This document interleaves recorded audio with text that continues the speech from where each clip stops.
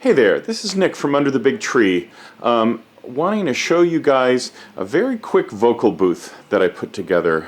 Here we are during the time of coronavirus, and a lot of my friends who are voiceover artists don't have a setup at home, and so therefore they're not working because they can't go to recording studios anymore.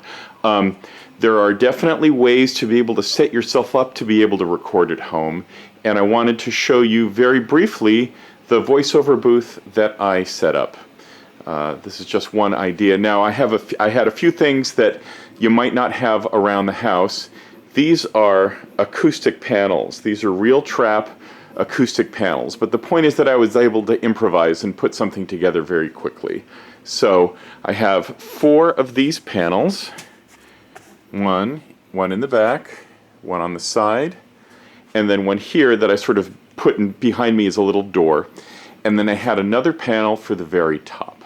And all I did was go and use zip ties, 2 of them per, to be able to make sure there's a little bit of safety, and bungee cords over the top to be able to connect the top pieces with the side pieces so that the top won't fall down. Very simple. You could easily put something together. You could knock something together with 2x2s and with rock wool that you can get very easily from Home Depot. Or you could even just use ABS tubing and put moving blankets over it. My friend Randy Coppinger has an element on his blog about how to build something like that, and I will put a link to that into the description of this video. So we have these very simple pieces, and then inside I have everything you need. Here is a microphone. In this case, it's my Neumann M147 mic, a pop filter on top of it. I mean, this is as big as a phone booth, so there's not a lot of room. I didn't have room to be able to put a separate music stand, so I'm just improvising and attaching a script to the side of the mic stand with a little paper clip, which works fine. There's my headphones for monitoring. There's the power supply down there for the microphone. And then here on the outside of the booth, I have a little homemade headphone jack extension that goes into my mixing desk. Now, all of this is a little bit on the fancy side. You don't need all of this to be able to do voiceover work from home. What you need mostly is a really good acoustic space. You know, you can use a closet, but having something purpose-built like this will allow you to be able to tune it a little bit more.